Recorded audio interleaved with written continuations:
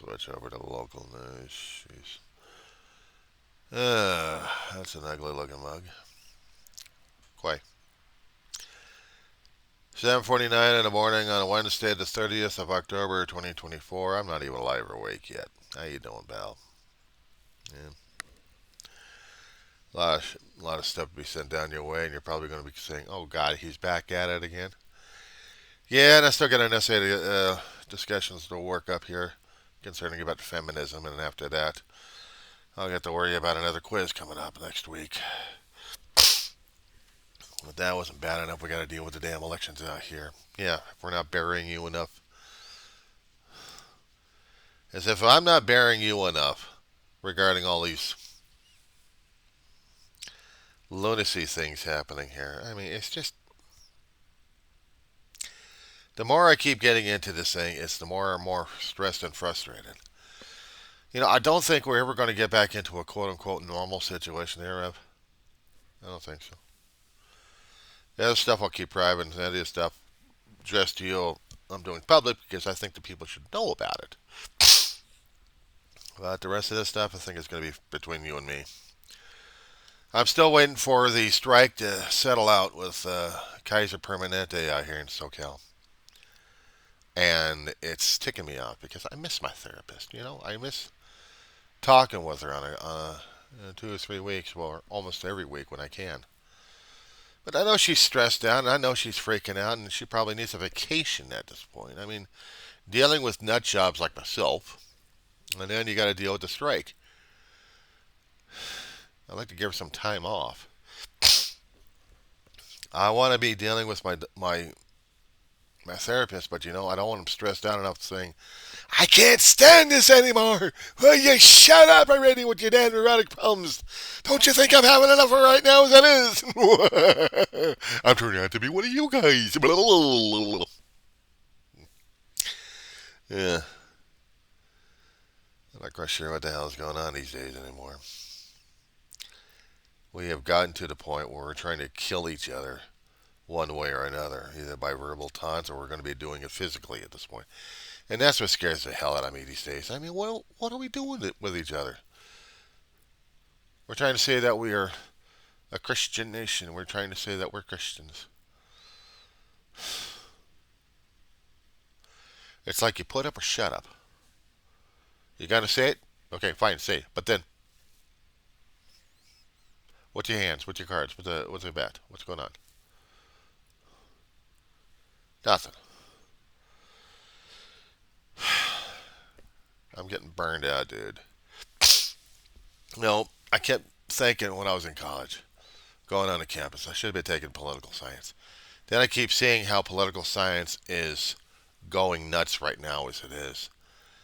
And history is remarks, events, things recorded. And sometimes they'll get overwritten by someone else's personal viewpoints or uh, something or someone else's viewpoints to overwrite it. So sometimes I'm just not quite so sure what's real or not. If we're talking about an earthquake, that's something that you cannot dispute. Solar radiation affecting our planet one way or another, that's another thing right there. A meteorite coming from the sky. You can't escape the physical nature of it. But when it comes down for human recorded information, that's the thing people keep screwing things up left and right on, and that's what I'm having a problem with. I mean, I don't mind a constant update saying, well, this is updated because now we discovered something else to dispute this fact. Now we got a conflict of information. Okay, fine. But when someone says that something is actual here, but then we're supposed to ignore it, deny it, push it away, even though it's right in front of our face. How am I supposed to be able to deal with this one?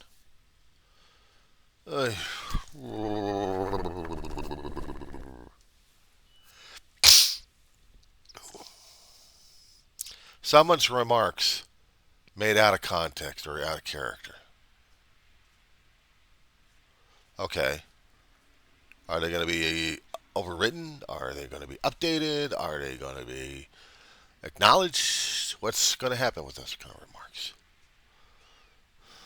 We just look past it and keep moving forward.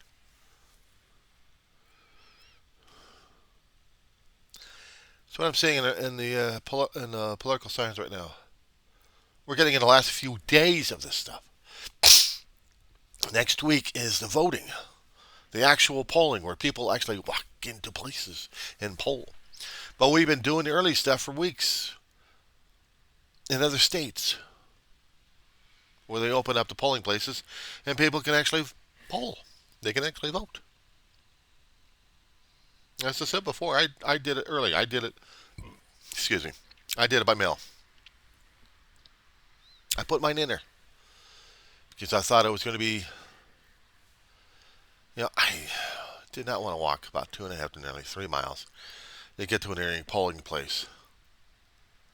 I mean, a long time ago, I said so before, on the far reaches of Rosamond, we had a polling place, mere a yard or two away from my door. I could walk out the door and head over to the polling place and do the stuff. Early in the morning, get it done, get it over with, and then watch the people come in and out and mosey. But they took it away from us. They put it into a library all the way on the other side of the freeway.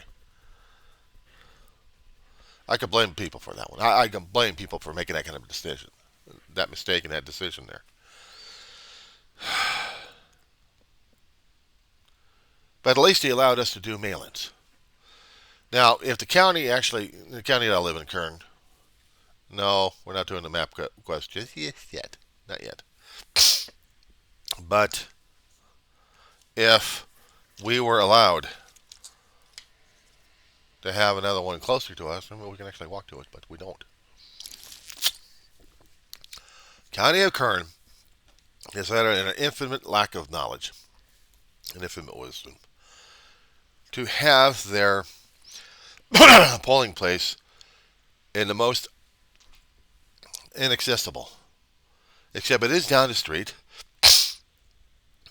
and we should have had it on the other side for the east side. But no, this is for the entire community of 20 to 30,000, 20 to 25,000, I think. And it's spread out. We had to depend upon our theoretical public transportation by making appointments to get onto the bus and get out there and take care of things. We have to. We have to fight for the appointment to get onto a transport to get down there for those who cannot go the distance. They stuck us out here with us. So we're allowed to do the mail-in ballots. I mean, it's an inconvenience. I mean, I'd like to go over to the polling place and just do this stuff. But this kind of locks me into my own place. It's convenient, and it still locks me in my own place. I don't get out as much. I don't get to talk to people. But in another weird way, I don't get to deal with the flu or the COVID, except I know the flu bug is flying around. And the COVID is transmittable by one schmuck to another schmuck. Speaking of which, my health insurance actually was trying to make appointments for me to go in and get my arm stabbed. So if I'm going to be doing a Halloween move on this one, but then again, COVID's nothing to be sneezing at in the first place. And I know. Even I would be in desperate problems with it. I have yet to see my doctor. I know I should be seeing my doctor. I'm name only in our roles, but I'm using their therapy sessions like crazy because I need it. I still have a problem concerning about me being in an environment that makes me wig and flip. So I stay away from it. I stay away from the contact of something that'll make me go nuts. And yet, with immersive therapy, if I understood it correctly, you get adjusted to it little by little by little. I've had 54 frickin' years dealing with the environment. You don't think I should have been adjusted a long time ago? Every time I kept going into a damn doctor's office, regardless of whatever it was. If I'm going in there with my family and they're getting taken care of, or ultimately it would be me, my blood pressure is already going up. My blood pressure is already going up. It doesn't matter how many times I would go into a doctor's office, let alone a damn dentist. Even for vision wear, getting a new pair of glasses, they should have been checking my blood pressure at that point. Because they would have noticed that I go into a medical place, it doesn't matter where the hell it is or what it is, my blood pressure is going skyrocketing. I'm feeling it. It was insane. And I'm driving myself crazy over the damn thing. It's not like I can take my finger and point and blame.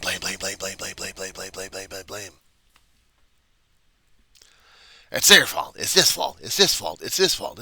It's this person's fault. It's not like I can do that. It's not like I should or can do that. I mean, physically, yeah, I can do that. I could pick on a person or pick on an entity and say, it's all your fault. But it's what I was conditioned all this time.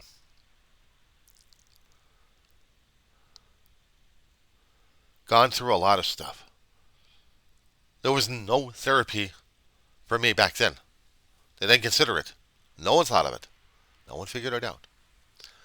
You get a guy going through major traumatic situation with open heart surgery, dies, comes back, and you don't think the kid's not going to be affected by that down the road? Or let alone trying to get contact with a biological sperm donor that hangs up on him. You don't think that's therapy right there? So yeah, there'll be instances at that point I could blame. And for a long while I did. I probably blamed God for a lot of it. And I still gotta get past it. I still know it's not. I gotta deal with it, reconcile with it, reconcile with Him on this, and just get on with life. I have to get the amending and reconciliation. I have to. I need it for my own peace of mind, peace of soul. But I've got it so ingrained in me that I can't be at peace when it comes down for the medical situation. I mean, hell, dealing with my own damn biological sperm donor, I'll never see him in my lifetime to get that reconciliation. I'll never be able to do that.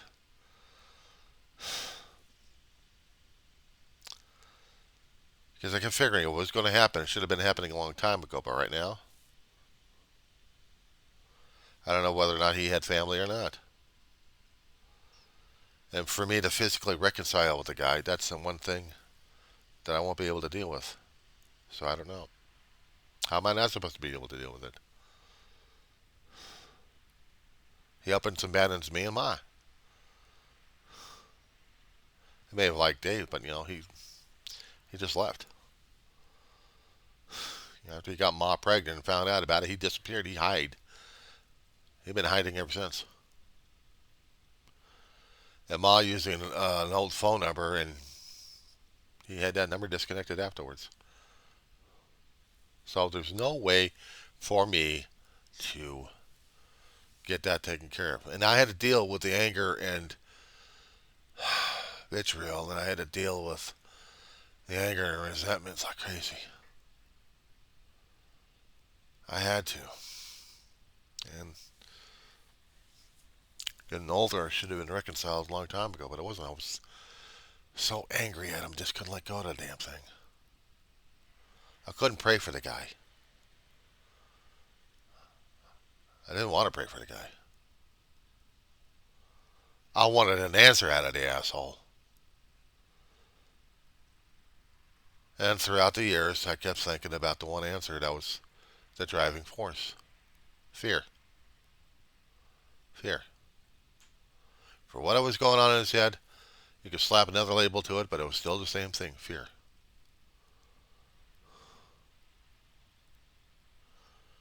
He wasn't a mature man. He wasn't. And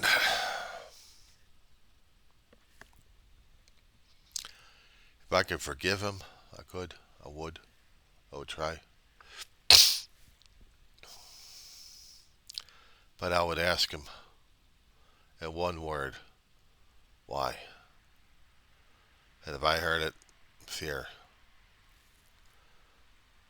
then I'll say, I understand more. I hadn't had a relationship. I haven't had any kids of my own. I sabotaged myself because of the situation. But it was still, it was still.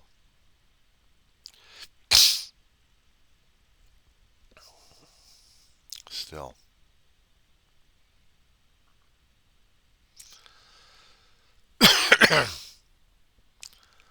But some things I won't get to. But then, things happen.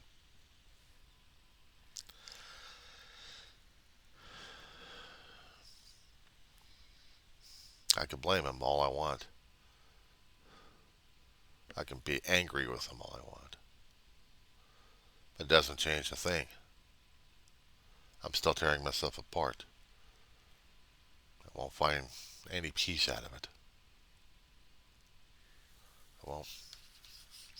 Because I'm tearing myself apart too much out of it. Thinking I know better. And I don't. I could blame Ma for it. But I didn't blame her. Because he wasn't the one that ran out on my family. Wasn't running, he ran out on her and ran out on me. Even when I needed help, the heart operation, he wasn't there. One of Ma's boyfriends was. And she could have been a wife to this guy. But my brother, because he had a situation happen with him, it stuck with him for a long while to sabotage that relationship. We still liked the guy, but there was no way in hell he was going to be a father to both me and David. Because the way he was, because of one incident that marred him for life. And before he passed away, Dave and him reconciled. But it was well after Ma passed away.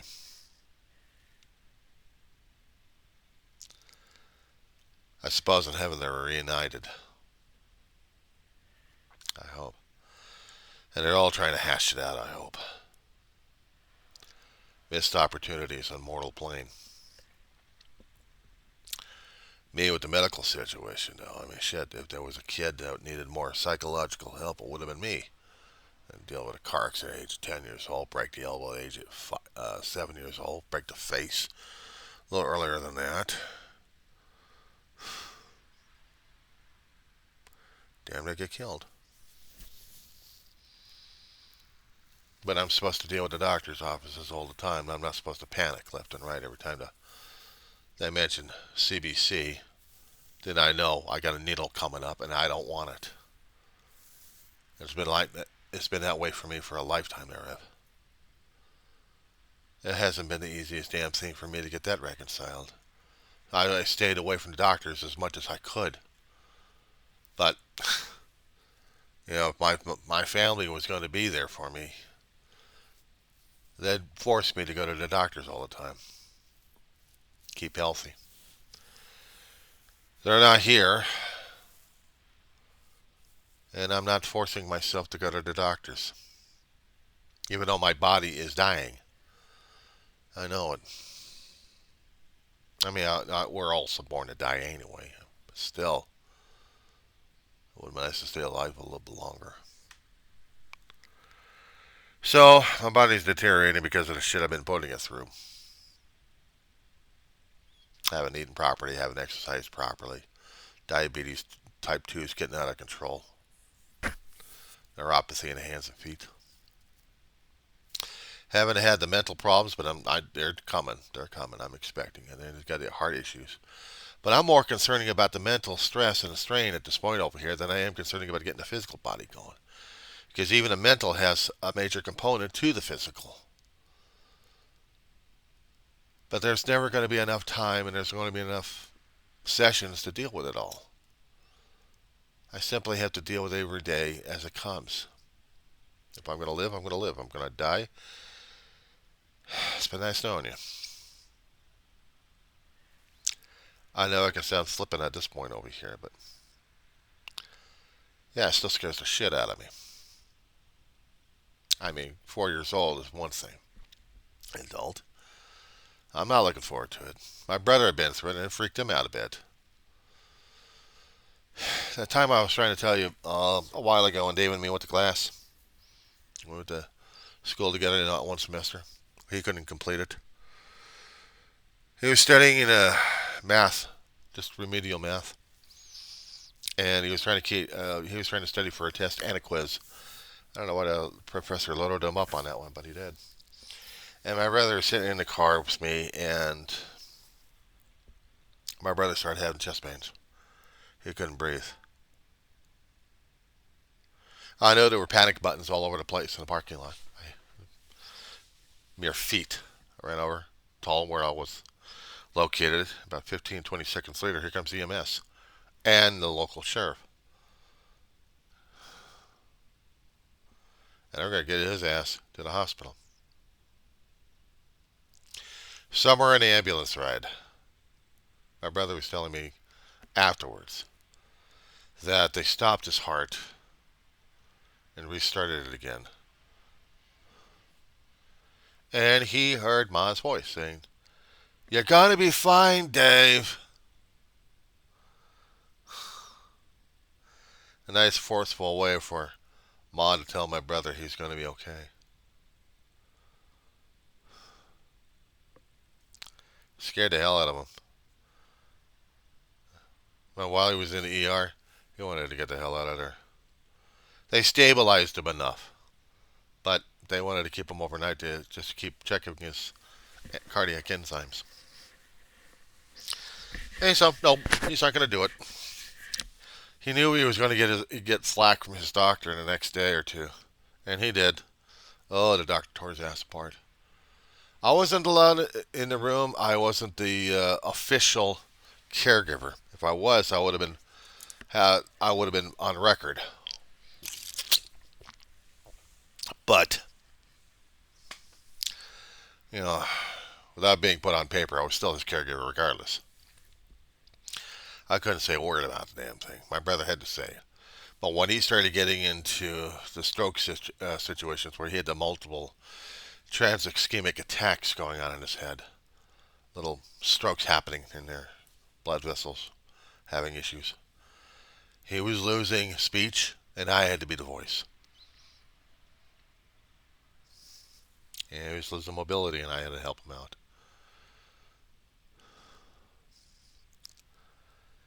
But I'll tell you something, even being with my brother in the doctor's office was still raising my blood pressure up. It was scaring the Didn't matter if I'm going into a doctor's office for whatever reason. It's automatic with me for all these years.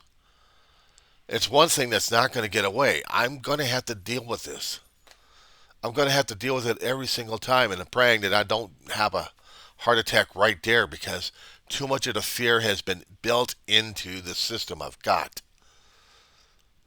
That I'm having a hard time dealing with doctors on a level. It's one thing talking to a therapist on the screen because I'm in a safe environment, but I know it is still there, still working on me because she is therapy. She is still in the medical establishment. In my mind, even the therapist is still part of the medical establishment, and therefore the blood pressure still has to be up there. And I have to keep myself in a jovial attitude. But I'm going to have to keep reminding her, this is still kicking my ass. Talking about it with you is kicking my ass. It doesn't matter how I'm going to be dealing with the medical establishment or not, directly or indirectly. Even a vet, even an animal doctor's place will do the same thing to me.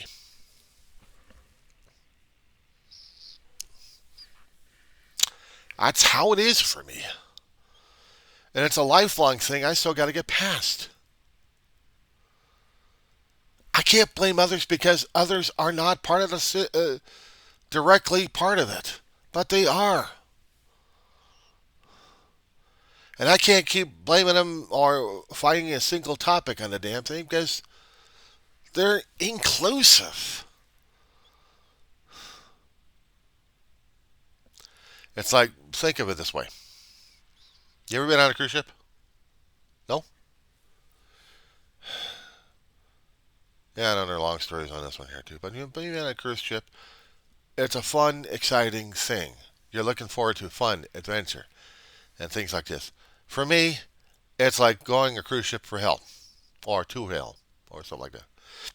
Maybe the Ragnarok, or Grethel. I'm going to deal with Klingon lore at this point. I'm not going to Tovacor and enjoying myself. No, I'm going to Grethar. I'm going to hell. I'm on a cruise ship from hell. I am trapped.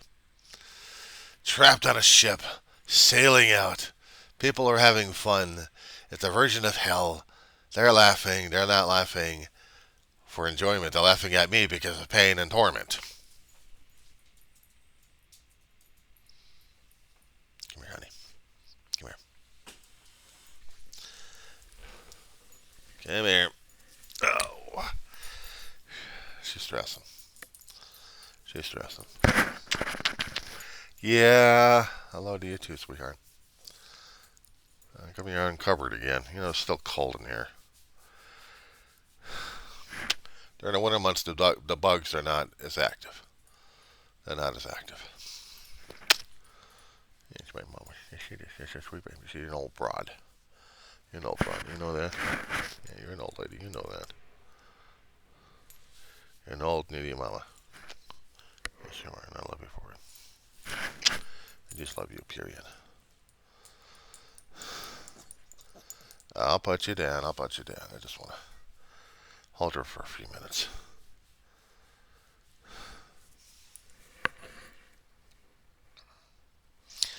You're talking about a living life preserver of sorts.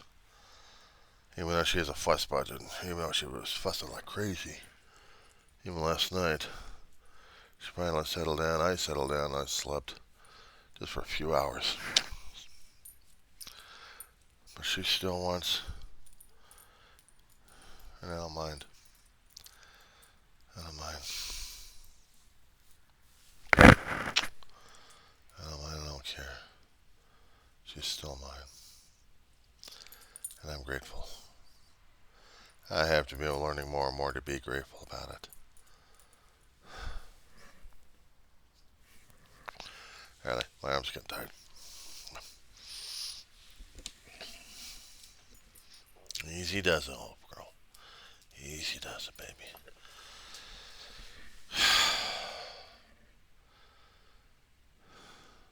My attention is split between trying to get schoolwork done if I can and my own mental problems. I'm also dealing with her too. Put you on pause right there. I gotta put her wrapped up. The things I have to keep looking forward to. I worry about her. She hasn't been wrapped up. She still wants to walk around a little bit, so I'm allowing her to do so. Or otherwise, I put her back in the bed with her with something to cover her up with. It's still a bit nippy out here. I mean, 60s she could barely deal with. 50s, forget it. 40s and 30s, ay vey. It's about 37. And during the fall and winter, that's about normal for the morning time. And then the temperature keeps the bugs at bay. Summertime, spring, these little maniacs are all over the damn place when it gets heat. It's going to be about 60s today. We can deal with that. And I'm not going to search about my mama. So there's a lot of things that bug me. A lot of things. a lot of things to talk to a therapist about. If she was up, actually, if she was actually able to do her work, but until they get the strike settled. I guess you're it, my friend. I'm sorry. I'm sorry to put you through this.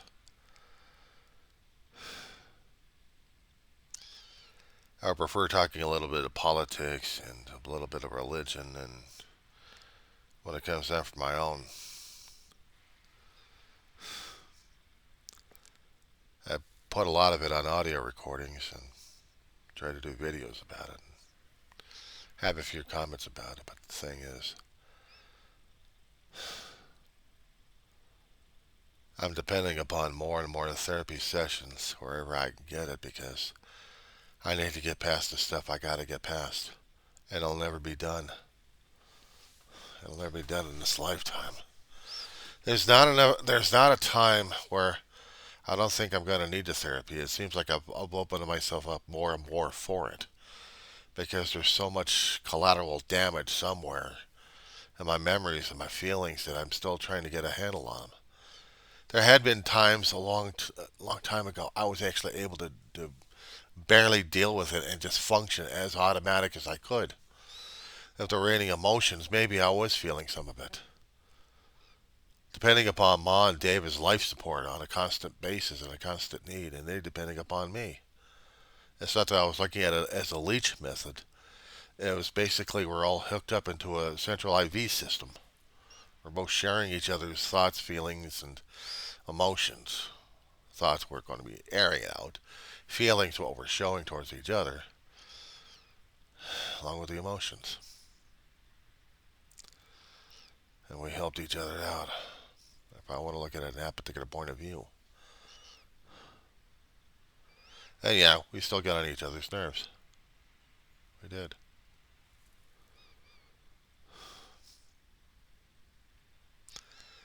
I figure once I leave these things out there, all these blogs out there, I don't know what I could have been just shut up. I could have just been shutting things off left and right and just deal with my own cage. I wanted to live. I wanted to struggle. I've been struggling all my life, but I don't know what it's like to feel without the struggle and be totally at peace.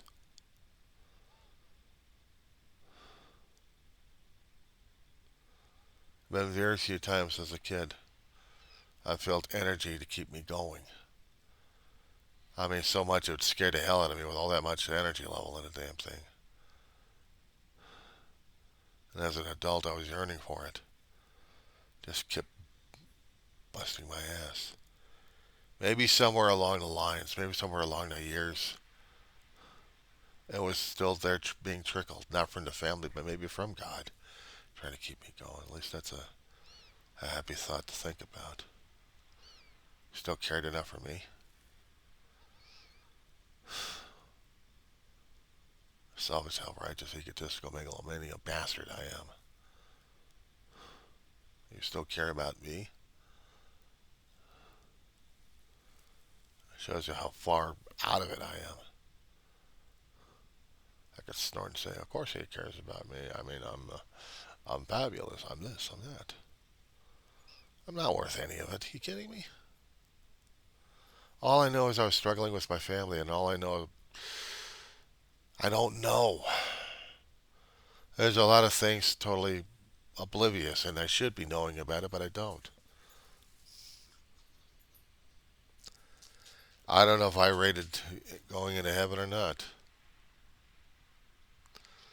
and I'm trying not to think about it as much. Because if I can still get through the day without trying to kill people or insult the living crap out of them, and feeling happy and meaningful about the damn thing. But it's not needed. It's not warranted. Christ never did want us to do this way, neither did God. But here we are, being mean and angry at each other, being a pain in the ass. And I still got to work on that damn thing. That's a character flaw I got to get past. But the major thing I wanted to get past is the damn fear.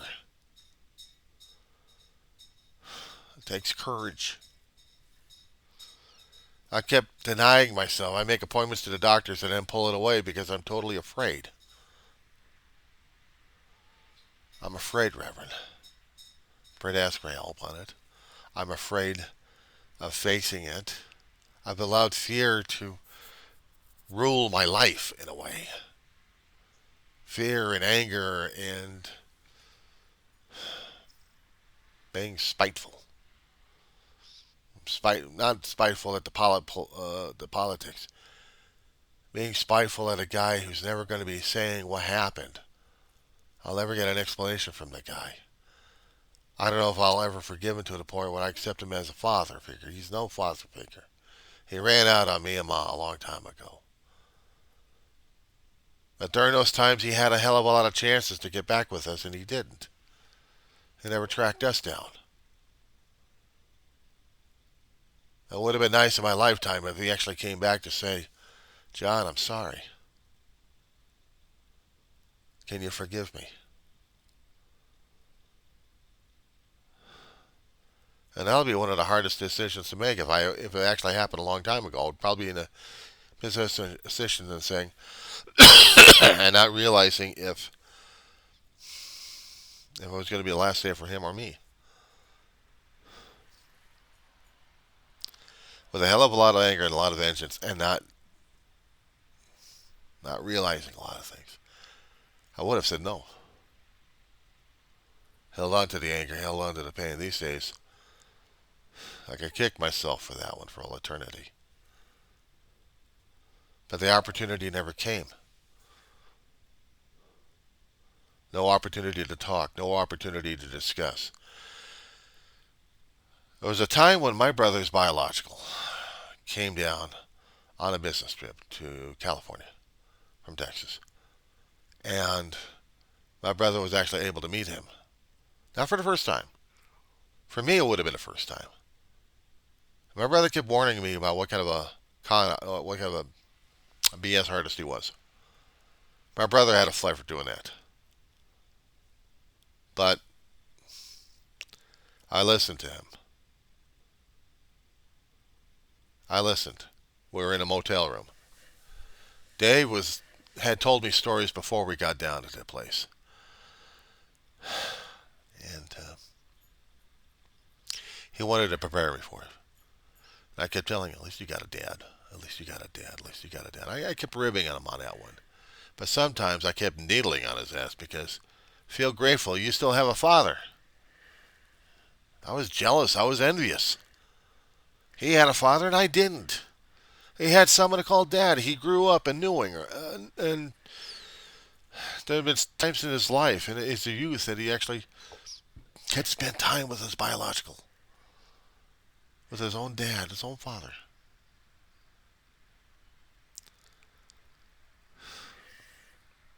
Ma couldn't deal with him a long time ago and still stayed away from him. I don't know if she ever kept in contact with him, but throughout the years, my brother had. And I kept reminding him throughout the years, at least you had a dad. I didn't. And the time when I actually met him, and my brother was still thinking, well, I wish I hadn't had him. I said, Dave, feel grateful you still have him because I don't. You understand? I don't. Mine abandoned me a long time ago. How the hell was I not supposed to feel about this shit? I was jealous and envious about my own brother because he actually had a father. Sure, he had a broken home, but still, he actually had a father. He had someone to claim. Nobody to claim me. But somehow he was claiming me in a way, because I am my brother. I mean, I'm my brother's sidekick, and to him that still made me family.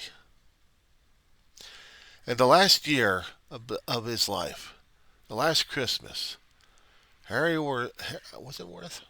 Shaw actually gave my brother and me Christmas presents. But there was an acknowledgement in it that I was his son. Maybe not name, but I was not in spirit. I was still part of his family. And I tried to hold on to that card as best as I could. Lost it, but now the feeling of it. That I actually had a father. Actually, I had somebody who wanted to claim me. I wish I could have claimed a name. I would have made most Ma and Dave and everybody else proud of it. But I'm still holding on to my last name of Weaver because that was what I was born with, and that's what I'm going to die with. But maybe indirectly, I'm a Shaw.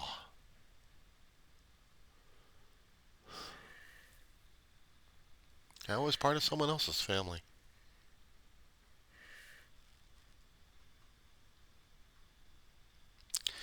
And that's what hurts.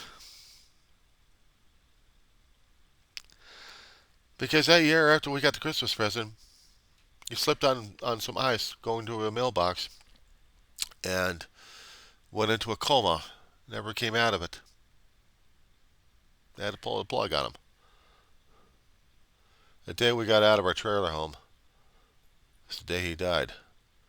My brother had never mourned in front of me, but it still killed him inside.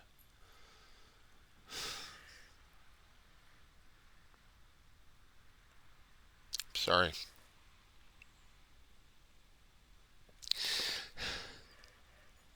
I'm sorry. Damn it.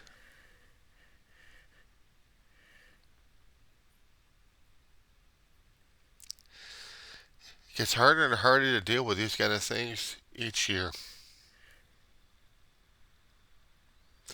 It's getting harder and harder for me to deal with it. Then I have to be the one that bears the memories and bears the stories and tells them. I'm the storyteller. I have to hold on to the memories and I have to put out the memories. I have to put them in writing. I have to put them out there. I mean, this one I'll probably be putting in public as well, but I'll send some of the stuff over to you anyway. Bury you alive.